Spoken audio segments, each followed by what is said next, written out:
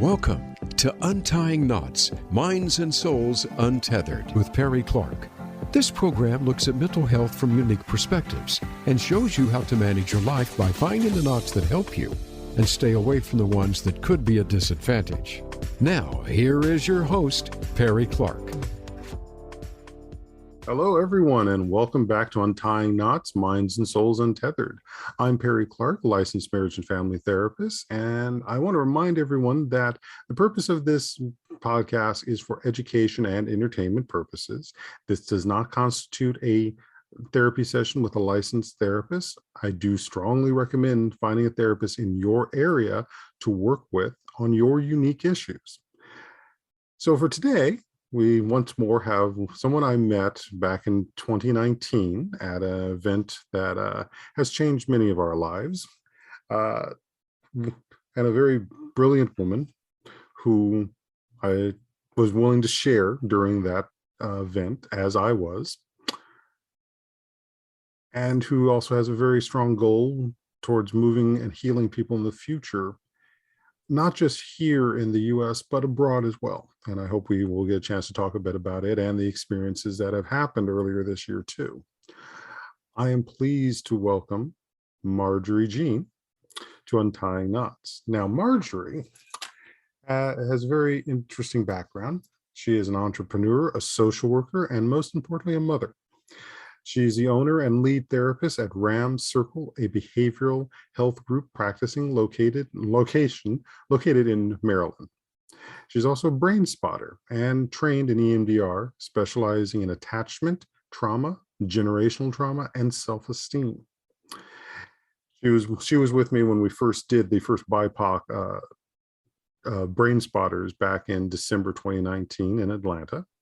And she splits her time between Washington, D.C. and Haiti, where she is focusing on bringing brain spotting to Haiti as well, and hopes to really get this rolling in this next year.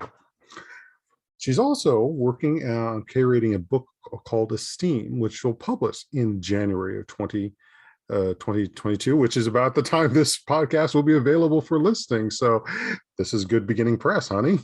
Yes. So Marjorie Jean, welcome. Tell us a bit about how you got started on this journey. Thank you so much for having me, Perry. This is exciting. And I'm actually just hearing your radio voice. You have the podcast presence, I must say. Thanks. I've been hearing that. Never really thought about it that way, but okay. I'm blushing, folks. Well, thank you for the introduction. I am Marjorie, and I will get the first question is, how did I get started? I think for me, this question is multi-layered because I never actually intended on being a therapist, a psychotherapist at all. I was interested in journalism, and I wanted to cover stories that had to do with child maltreatment. I wanted to work on campaign with politicians who were invested in having better laws around child welfare. And so when I was writing, and I actually was applying into, after my undergraduate studies in psychology and political science, I was applying into a program that was a PhD. It was psychology / public policy. And my professors reading my personal statements were like, Marjorie, this isn't it. This is giving me very one-on-one work. This is giving me very therapy, but in a very social activism way. And have you considered looking into social work? And I had never heard of social work before. So I looked up two programs, and as I was reading the curriculum and program description, I said, oh my God, this is it. And so that's how I found myself into social work. But I always knew that I wanted to do therapy differently, which is why I take a very culturally open and social justice lens to mental health. So that's how I got started. It wasn't supposed to be psychotherapy. It was supposed to be, public policy work. And then I ended up in this field, which makes sense. And when I talk to people who know me, they're like, yeah, this is you. This always been you. Yeah. Beautiful. So how did you start RAM Circle, and what does RAM stand for? Yeah. RAM Circle, which is it's my son's nickname. His name is Rami, R-A-M-I, and I call him Ram, or Ram Ram. And Ram stands for recast, attune and mending. After giving birth to Rami, I had a C-section. There was a pretty tough recovery process for me. And my mother, who I hadn't lived with since I was very young, I mean, she was always in my life because I lived in Haiti. She moved to the US for a better life to help us. So I hadn't lived with her since I was 3 years old. So this was the first time she came to help, and we were actually living together. I had all these feelings that I thought I had worked through because I was a therapist, but I hadn't. A lot of pain that wasn't mended, and having gone through this bodily experience, which was giving birth, a lot of things unearthed. And these feelings were coming up towards her, towards me, and towards just being a mom overall. For me, I was literally starting to lose my mind. And I thought, okay, I have to figure something out. And while also being a mother to a newborn.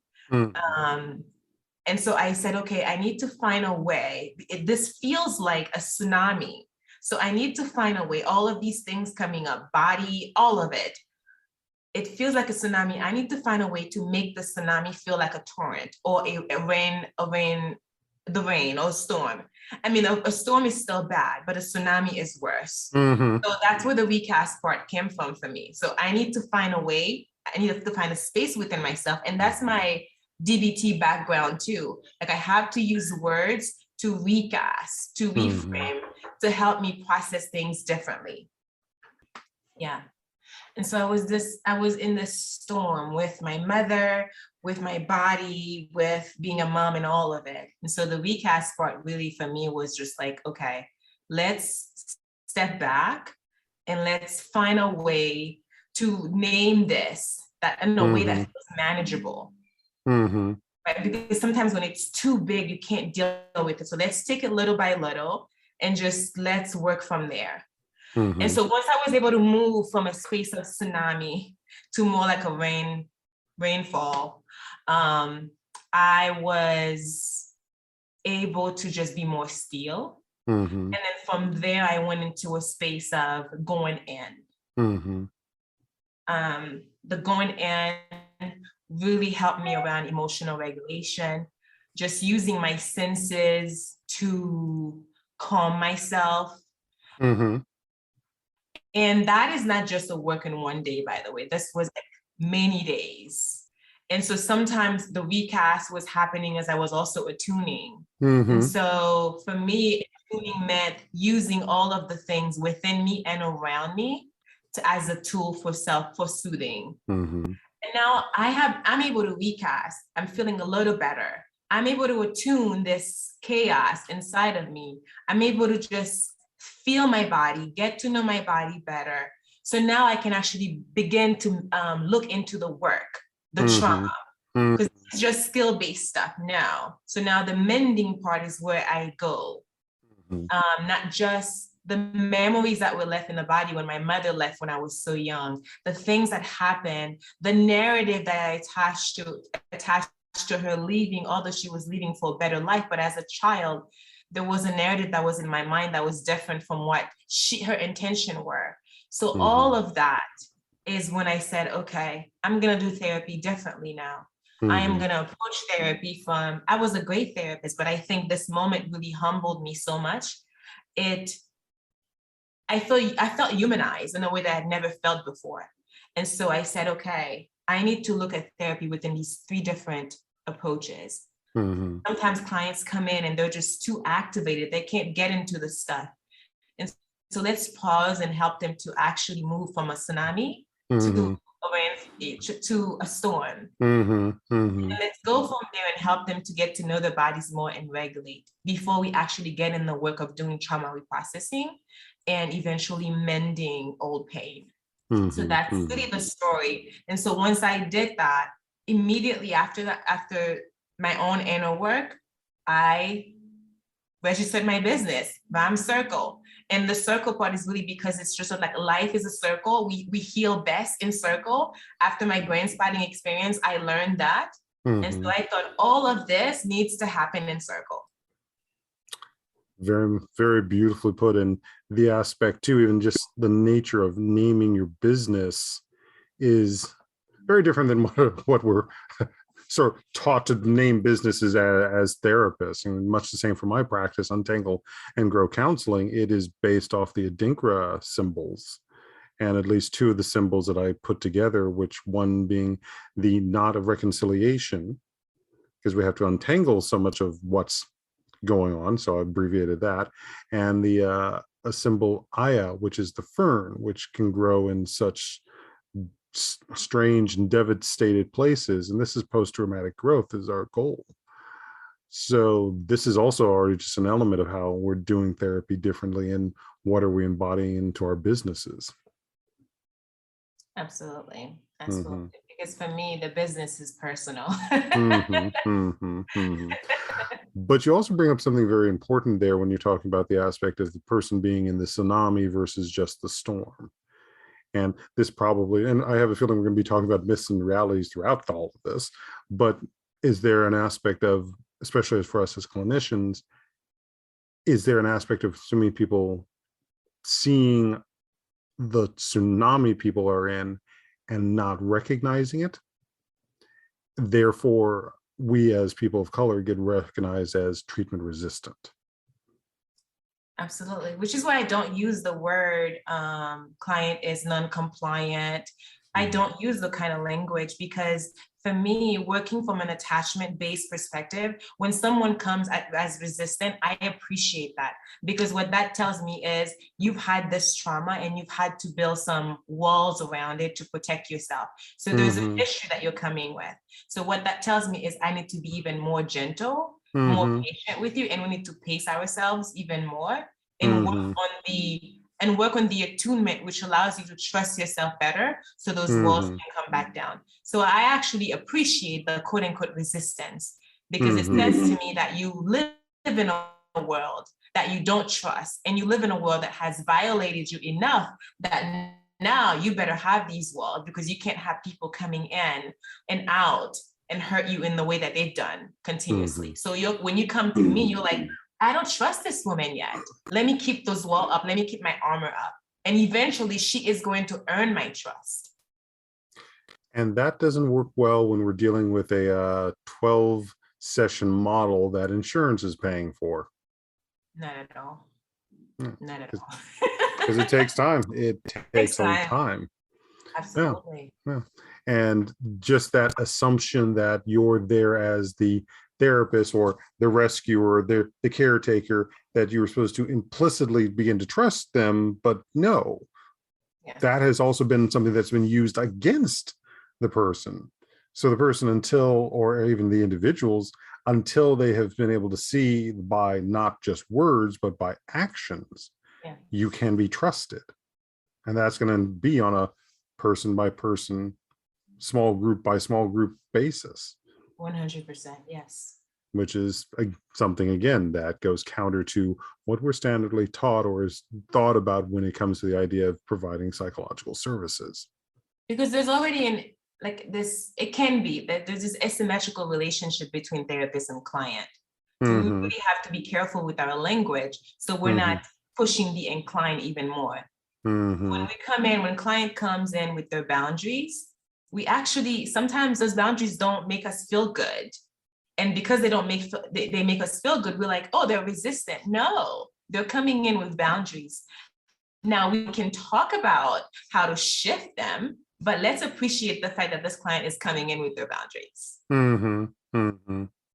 Very much so.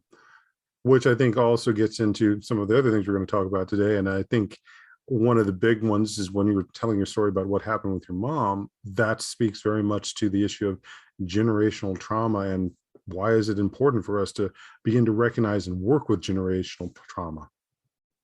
Absolutely. And for me, it just made sense. Before that, my focus was always attachment. I've always been a fan of attachment. It made sense to me. It's just my life purpose in a way. And I'd never thought about the generational piece in that way. I mean, I did, but not in such, I hadn't had any human connection to it that I was aware of. And so in those moments with my mother, I realized how much of the pain that I inherited was also pain that she inherited as well. Yeah. And how much of those things had become part of our family culture. And I hadn't realized that. So, and that also becomes another component of the trust issue, as we're talking about the work that needs to go in. How much there's also been, again, the generational damage of trust manipulated. Absolutely. So give me a ballpark idea of what that means when working with somebody. Yeah. I think because now people read my, when most of my clients are either referred, most of them are referred. So they'll go and read my profile, my website, so lamcircle.com, and already they come with an understanding of what the work entails. I do pretty much body, brain-based work, and then also a lot of skill-based work with focus. And so when someone comes in and it's like, oh, I've been looking for someone like you. Or I've been looking for someone and I just didn't know there were people doing that kind of work. And sometimes it's just about, I don't trust anybody. I'm having issues of trusting people in my life. I'm having issues trusting myself. Sometimes I work with women who are in a very powerful position, and the esteem shows up in overachievement. So they don't necessarily walk down the street and feel bad about themselves, but their worth is very much based into their job title and the work that they do. So when those things sort of shift or at a pause, they're unsure what to do with their lives. They're unsure who they are because everything about them is rooted in the type of work that they do and what their position is. So when coming in, we work around a lot of issues around money narrative, around what it's like to show up with just inherent worth, like no attachment, to just be a person of worth. I talk a lot about, I'll ask questions about, tell me about your mother, tell me about your father. Tell me about your father's father and what was those dynamic, like what did you witness? Not necessarily out of let's blame the family, but having an understanding of the family, like in a way where the client is able to remove themselves away from the pain that the family has caused to just seeing them as people who've also had these experiences, and he might have also have inherited. So it's a lot of assessment of the family. Sometimes we'll start from that, assessing the family, and then we move up. We move up the tree. Yeah, because we want to try and, ideally, in many situations, we want to try and have compassion for those other family members and the choices they were put in. In many cases, they were untenable choices. Sometimes, though, it's not everybody makes that. And there's dealing with that standpoint of perhaps they may never change, or they were never had the opportunity to change, or even desired to change. Absolutely. Because there was some sort of power or way of coping that they were able to live with that, but unintentionally, or now I'm going to go with unintentionally, it results in damage to those that come after. Which is also one reason why I don't work on forgiveness. So sometimes clients will come in and teach me how to forgive my mother, my father, my aunt, or whomever. I don't work from a place of forgiveness. I more so work from a place of, this has happened. Let's have an understanding of what happened, how that impacted you, and who are the key players in the restorative circle. And restorative circle is not necessarily the thing that we do. The thing that we do after something happens. It's more so a way of approaching life. That everyone who has caused harm, however little or big we think of the harm, needs to show up to the circle and on their part. So the harm could have been you remained silent when abuse was taking place, right? The harm could have been you were part of the person doing the harm. The harm could have been you kept the secret. Like someone told you that something happened and you protected that secret. All right. So it's like, let's all hold our part, however it looks like, and let's work to change the narrative and heal that at the same time. Side note, something I was just having to be an excerpt of something I was watching yesterday, while I was in the middle of helping with the brain spotting training for BIPOCs. But this is it was a horror movie. It was a scene from a horror movie. And it was this Black woman who was essentially a law enforcement person. And she was making that hero dilemma. Do you open the door to save the people outside or protect the people inside? And ultimately, they didn't let the people in. But then they showed her having this crisis about the action she took and admitting that she wanted to live. And this other character walked up to her and said, no one can blame you for what you did. And she says, no one has to blame me. I blame myself. And in that particular moment, after she said that, is like, oh, she's having a moral injury situation right there. Which, because you talked about the standpoint of people sometimes being unintentionally involved in doing the harm or being forced to keep the secret, there's also a moral injury that comes up for them. And now it just makes me wonder, how often are we accounting for that when we're working with our people? Yeah, it does. I mean, it does come a lot, and really helping clients frame it in that way. What is your part? What part do you think you hold in the hurt of your family? And helping them frame it in that way. And it's not a question of you're guilty, none of that. No, it's really so you can have a chance to release it. Now, it may mean that the scar remains. So we're not about necessarily erasing the scar. Maybe for some people, it's necessary that the scar be there. But when you touch it, it doesn't hurt as bad as it's hurt before. So what part do you hold in your family's history and your family hurt? Do you have any outstanding questions about the pain that has happened in your community or your family? And really working from that. So someone may come in with depression, and really what we go after, or what we work towards, is the family system.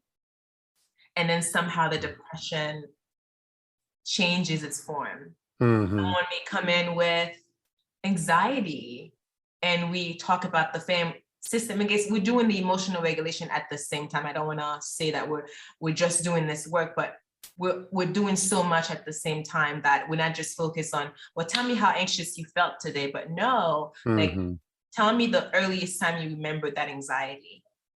And sometimes they'll draw a picture that has a lot to do with family dynamics that impacted the anxiety, or friendship dynamics that impacted the anxiety. So it's just really looking at a person, at the whole person. So we're not looking just at the symptoms, but I'm more focused on the root cause. And the questions aren't always, where do you think the anxiety comes from? But it's really helping clients to be able to get to know themselves better by asking very open-ended questions, but very trauma-focused and open-ended questions. Yeah. Well, and you also underlined so much in that, is that it's not just dealing with one issue, we're dealing with multiple issues at the same time, because there's multiple meanings that are being threaded into this narrative that the person has for themselves, or that has even been pushed onto them. Because and I think that's a beautiful segue into the topic you wanted to talk about today, which was esteem. And I know the book that you've also been writing is on esteem, and how much does esteem affect, again, the generational trauma, the moral injury that we're talking about, even just the basic attachment. Yeah. The work Esteem is really an extension of, it's an extension of the inner work that I have done, the way that I practice, and really also have been influenced by people whose work I've read, people who have shown up in my life unexpectedly, who taught me so much. Brainspotting, Resma, all of these people have really just, David Grant, Roby, just the whole cohort of the Brainspotting BIPOC class in 2019. All of this have helped me birth Esteem. all of those experiences. And what I have discovered is that my definition of esteem is a way of showing up. So it's not necessarily because I think when I've talked to people before and I've talked about esteem, they're like, oh no, I think I look good. I think I'm a great person. And it's, for me, it's really not. I mean, maybe that's part of it, but that's not what esteem is. Esteem is a way of showing up in the world. And it's also a way of showing up for your community. So showing up in a way that elevates you, that centers you, and also that centers your community. Because you can't have esteem if you are working actively to uphold system that oppress and marginalize others. That is not esteem. To me, at least, it's not in the way that I define it, not in the way that it's written in the book. There is a personal, individualistic aspect up to esteem, and there is a collective aspect to esteem. And we have to be able to hold both. I'm not saying we hold both at the same level all the time, but there needs to be space for both. So it's showing up into the world as your best self. And your best self can mean that today I'm not feeling too good. Today I'm having these thoughts about someone and I wish I didn't. So it's not your perfect self, it's all of your parts. And where the key here is self-leadership. You're making decisions that are peri-focused. You're making decisions that are dismantling system in place that have destroyed families, that have destroyed your family and other people's families. So it's really just a way of showing up in the world that helps to provide a level of balance. And this is also leads into what your original work when you were doing trying to be journalist, which is the restorative justice standpoint. Yes. So esteem is also part of the restorative justice process too. Yeah, absolutely. Absolutely. It's so interesting how it all comes back together. I left journalism, but it sort of all comes back together, because for me, the restorative justice part is what role do you play? And can you show up and own it? Healing we can do our own individual healing, but it's maximized when the people in our communities and our families that have caused the harm also come and say, I was there, I felt my community, or I felt you. I was scared, or I didn't know, I didn't have the language, or there was a system in place, whatever it is, but to show up and to help this other person, to help them finalize, close all of the gaps of this process. So that's restorative justice, is that we somehow, all of us, hold a part. No, it's not all equal parts, but we hold a part. So I think of like I'll think of situations when we have people in our communities that are harmful and we don't say anything, we don't do anything. We just like, oh, that's whomever, oh, that's so-and-so. But then they are causing harm to someone else. But when we stay in silence, it also harms us. And we carry that into other places, who also carry it to other places. And the suffering is lingering. So restorative justice is that the suffering doesn't have to linger. It can stop with acknowledgement and active healing. And I don't use the word undoing, because you can't undo, but you certainly can dig into, you can excavate and remove the stuff that's rotten. Very deep, very true. And which is why healing is not, again, 12 sessions. Or the idea that you can get somebody back to what they were functioning just before the crisis, which is what happens with a lot of EAP, when the reality is that they were actually probably in worse shape just before. And the crisis just made the shape they were in apparent. Absolutely. Yeah. Like if you think of the pandemic, a lot of people were already dealing with stuff, but the pandemic just sort of brought things to the surface. Very much so. Very much so. But I think that's a good place for us to take a break. Okay. So we'll be hanging in there, folks, and we'll be back shortly, talking more with Marjorie Jean here on Untying Knots, Minds and Souls Untethered. Our lives and the world around us can get messy and frustrating. Untangle and Grow Counseling's focus is to untangle that mess and make sense of it so you have a good foundation to build and grow from. Visit us on the web at untangleandgrowcounseling.com. Perry Clark offers individual psychotherapy, couples and family therapy, and adolescence therapy from a variety of coping materials and resources. Visit untangleandgrowcounseling.com for more information. Looking for exciting video content live and on demand? Visit www.voiceamerica.tv for exclusive content you just can't find anywhere else. That's voiceamerica.tv. Tune in now. Friend us on Facebook to keep up with what's empowering the world. Voice America Empowerment. Friend us on Facebook to keep up with what's empowering the world. Voice America Empowerment. If you think you've seen online TV before, let us surprise you. VoiceAmerica.tv is online now. The leader in live internet talk radio has done it again. Multiple channels, a state-of-the-art viewing experience, live and on-demand programs streaming 24 hours a day. It's exactly what you want, when you want it. VoiceAmerica.tv. From health and wellness to business, sports, and everything in between. Discover our new world. Visit VoiceAmerica.tv now and experience the future of online television. VoiceAmerica.tv. Follow the Voice America Empowerment Channel on Twitter.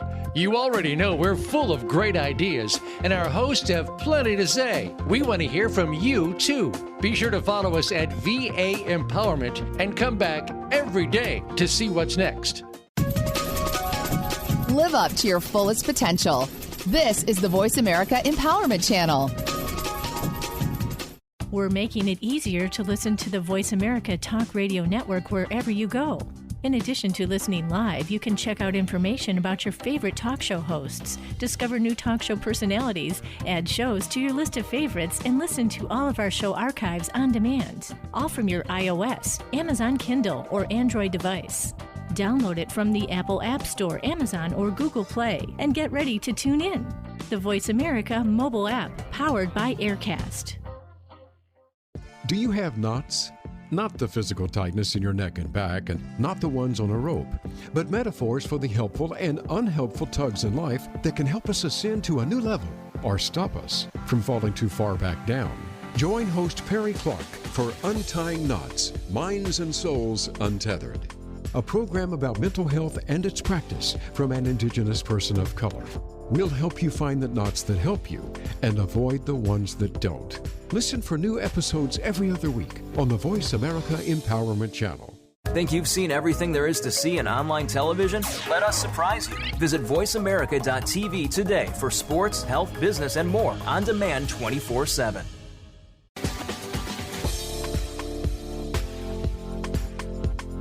You are listening to Untying Knots, Minds and Souls Untethered.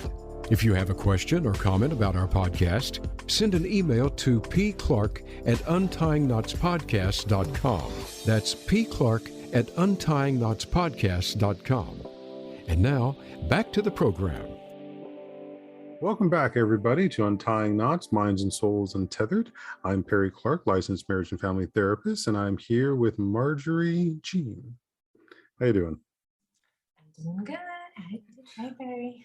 So, as I mentioned in the earlier half, you and I both got trained in Brainspotting back in December 2019. Yeah. And this was a very focused training on bringing more people of color, BIPOC, or Black Indigenous people of color, into the Brainspotting world and using it as a tool to help and facilitate healing. And I just spent this weekend helping as one of the facilitators for one of the programs this week. And I know you have a definite focus of trying to bring this to Haiti. So tell us a little more about that. Yeah, the day after my training, because as you know, I did a demo with David Gran, Dr. David Gran, and I was the first person to do the demo. I knew then, okay, I want to take this thing to Haiti. but there are so many systems that I had to put in place before that could even happen. I also had to move to Haiti. And I wanted to move full-time to Haiti. And after this training is what really solidified the plan to do so. Brainspotting has changed my life. It has changed my practice. It has changed the way that I mother.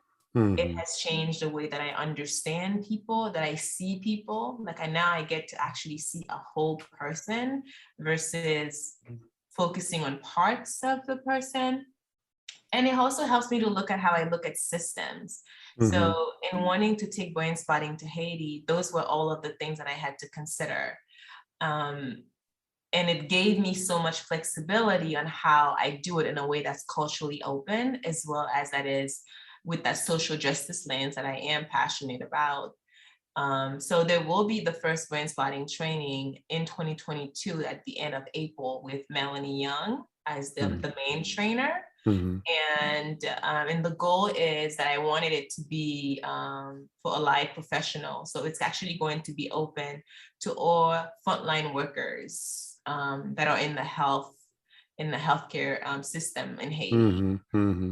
So that will sort of have added a different layer to the to the way of teaching Brainspotting. I'm excited about it. I am scared out of my mind. It's nothing I've ever done before. And I think the fear has a lot to do with the fact that I have so much invested. Real lag there. So I want to show up in a way that is yes. Yes. No doubt about that. And I know this year, 2021, there was also the most recent, I think it was the earthquake, or was it a storm? No, but I think they were both, or was it both? So this 2021, we have a pandemic. We have COVID, a continued pandemic. We have a social and political pandemic. We've had environmental pandemic. So we've had a president who was assassinated. We've had an earthquake. We've had that severely impacted the south side of Haiti in the Guidance Department. And we have had gangs, much of Haiti being occupied by gangs. So there's been a lot of kidnapping. So there's a lot of struggles happening all at once. So you can imagine that the people here are pretty much walking around with trauma in hand. Yeah. And just dealing with the generational trauma of slavery as well. Yeah. So on top of, with all of these things happening, we're looking at layers and layers of generational trauma that's never been touched. Yeah. It's a tall order, but you're a tall woman too.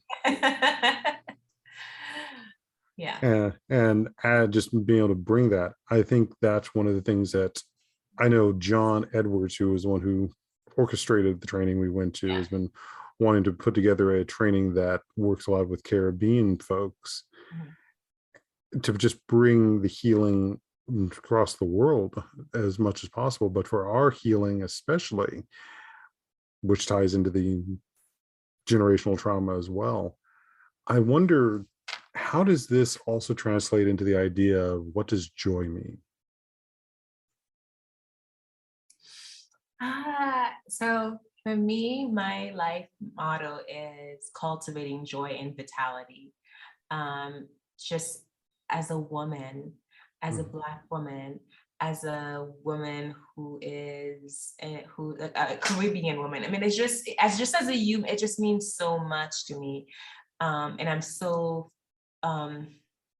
joy is having a sense of contentment with life, no matter what is happening. It's just a deeper sense of contentment. It doesn't mean that life stops to happen. So it doesn't mean tragic doesn't happen when you have joy, but it's really just finding this little window where the sun still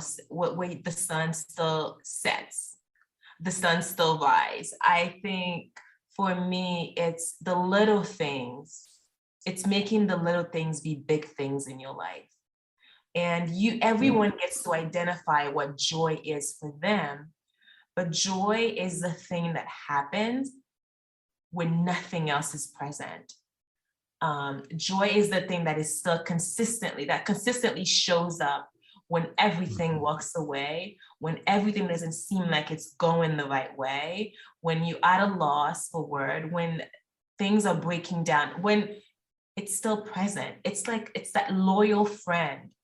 And it's a loyal friend that you get to craft. It's not something, sometimes it's gifted to you, but I also think even if it's gifted to you, it's something that you have to cultivate. For me, it can mean having a symbol of what joy represents and being able to see it every day. I have an altar in my home or in different corners of my home. And that altar has very meaningful things to me. And so when I pass by every corner of my home and I see those things, I am reminded that I am not alone. I am reminded that there are forces around me that are motivated to help me see through the day in a way that serves me well. Mm-hmm. The joy is internal. It can also be external, but it's like this light, this little candle that just never dies. It just stays there for you. Again, it doesn't mean that things don't happen. Mm-hmm. It means that you are able, as things are happening, there's still something that you can hold on to. It's an anchor. Mm-hmm. Mm-hmm. So when I'm working with clients, it's really helping them to develop their own anchor. Sometimes they'll say joy is in someone else. And I always encourage them to find joy in a way that is outside of someone. Because if that person is no longer there, what is there of your joy then? So it's always important then if joy is your son, and that's great, because joy is also my son. But tell me more about that. Tell me something about your son that really just captivates joy for you. And what if we were to just have this item be placed on your desk? What if we were to just have it in a corner of your home? Or how can you actually embody this thing on a day-to-day basis? So you're never without it. Of course, when you see your son, it just elevates it. But let's embody this very specific characteristic you just told me about. That is joy. And how do we just hold that in? When the world is falling apart, or when you think the world is falling apart, joy is that little space that you go to. And for a moment, it's your special place. And you just live in that special place for a moment, even if you have to come back to the world, the big, scary world. So for people who I work with, who still live in very chaotic environment, for them, joy is coming into my therapy office, where they get to just put all of the armor down. And then when they go out in the outside world, they have to put it back on. And that's okay, because they have to be hypervigilant. They have to protect themselves. So for some people, they have to have their anger. So joy is just to be able to retire their anger for 53 minutes. So you get to define what that is for you. And in therapy, we sort of work on crafting a narrative around it. Let's all just take a moment and sit with that. I think that's a very profound thought.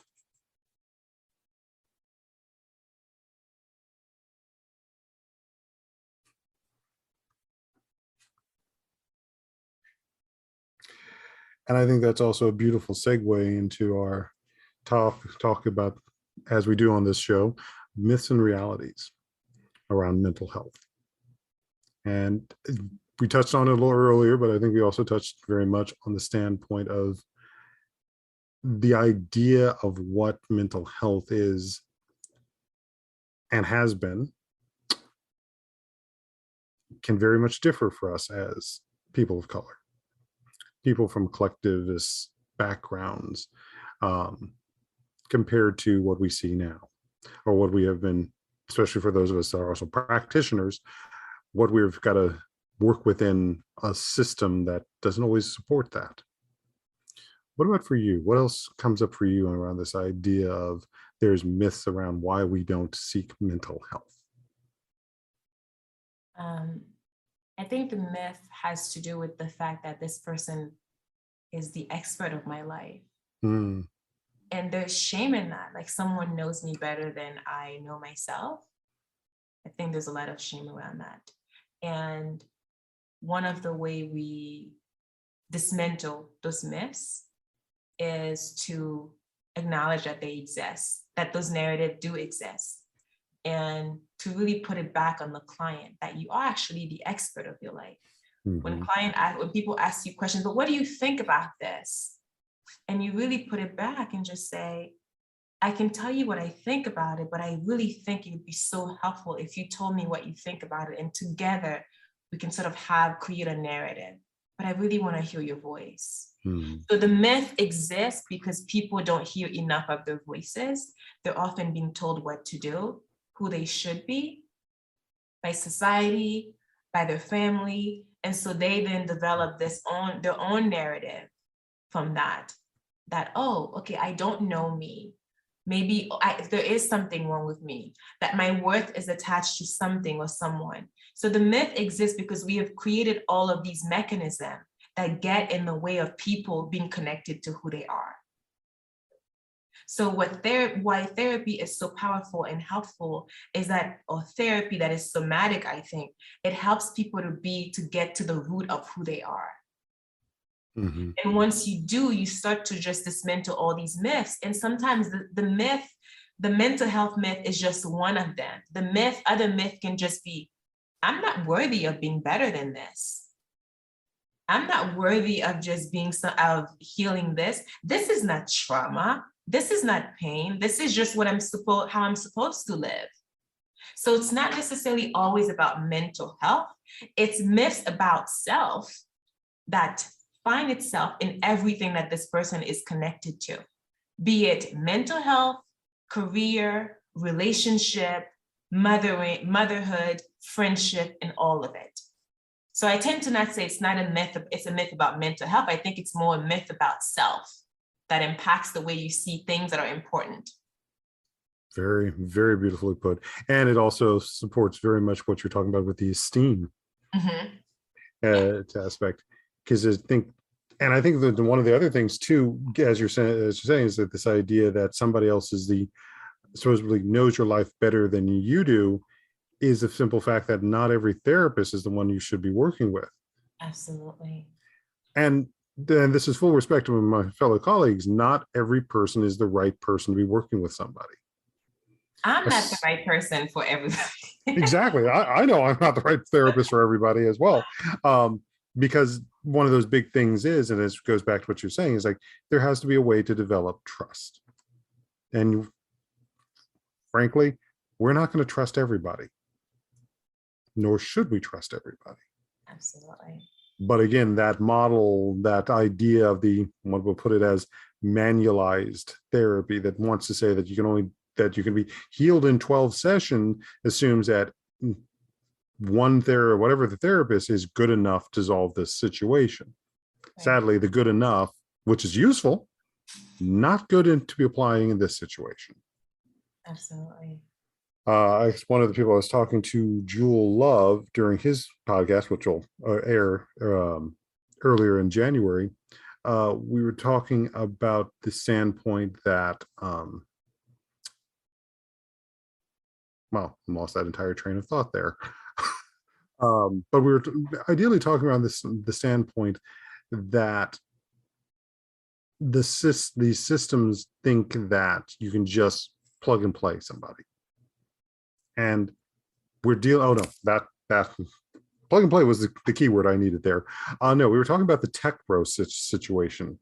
And this was in our private conversation around the standpoint that there are so many people in the tech industry who are giving us these apps and using these matching services, which are nice in theory, but the thing is, you're trying to use technology to solve a human relationship problem. You're replacing the human relationship where the damage happened, and it's a human relation problem for healing it with a tech solution. Yeah, absolutely. I think, not enough emphasis is put on the human connection. Mm-hmm. And I think sometimes that is to our own detriment, both individually and communally. Mm-hmm. We tend to move away to feel better, we move away from self, Mm-hmm. and we move away. And if we're moving away from self, we're moving away from community. Mm-hmm. And I think in some ways, the pandemic has forced people to move into selves, Mm-hmm. and therefore has it scared people. And I don't know, just you being a psychotherapist, you may be able to speak to that, is that people are learning things about themselves or seeing other folks in ways they'd never seen them before because they were so used to the distance. Mm-hmm. And now that there is little distance, like, what do I do with all of this information? Mm-hmm. Some of it bad, some of it good, but a lot of it is just confusing information, overwhelming information. Even the good one can be overwhelming. Mm-hmm. And forced to move into self is different than when you do it voluntarily. Mm-hmm. And it's not just also that standpoint of being able to move, having moved away from people. They were then having to move into themselves because they had the isolation. So they got in some ways, a forced introspection. Yes. And introspection is a necessary thing, but doesn't work if we don't also look at the difficult things. It's not just saying that I'm great and wonderful, which is good for self-esteem or esteem, but it's not all of it. And it's looking at those harder portions of it. Yeah. So we should just go ahead and start wrapping up, but I want to also give you a chance to talk a little more about your book that's coming out and how people can find that and how people can find you to engage in your services. And if at all possible, how can they also support what you're doing in Haiti? Absolutely. So people can find me on ramcircle.com. That's R as in Robert, A as in Apple, M as in Mary, circle, like the shade.com. My personal email is Marjorie, MARJORIE @ramcircle.com. The practice social media page is ramcircle on Instagram. So that's another way. And so Instagram, website, or email. And as the book is actually available now to pre-order on ramcircle.com, if you just click the Esteem tab, you'll be able to pre-order either the ebook or the hard book. And as far as the work around Brainspotting for Haiti, I created a Brainspotting Haiti page, Facebook page. So that's another way I can be contacted if you are interested in supporting the initiative. Beautiful. Beautiful. So I want to thank you again for coming on here, and we're going to get this information out as much as we can. Thank you so much for having me. Thanks for having me. All righty. So you enjoy the rest of your week. Thank you. And that goes for everyone there too, or everyone here who's listening. I want you to enjoy your week. I want you to find that inner joy and understand that there is somebody out there who is the right person for you to work with on healing yourself, healing that generational trauma. So tune in again for Untying Knots, Minds and Souls Untethered on Voice America. I'm Perry Clark, licensed marriage and family therapist. Have a good day. Thank you for tuning in for Untying Knots, Minds and Souls Untethered. Be sure to join your host, Perry Clark, for another episode on the podcast coming soon on the Voice America Empowerment Channel.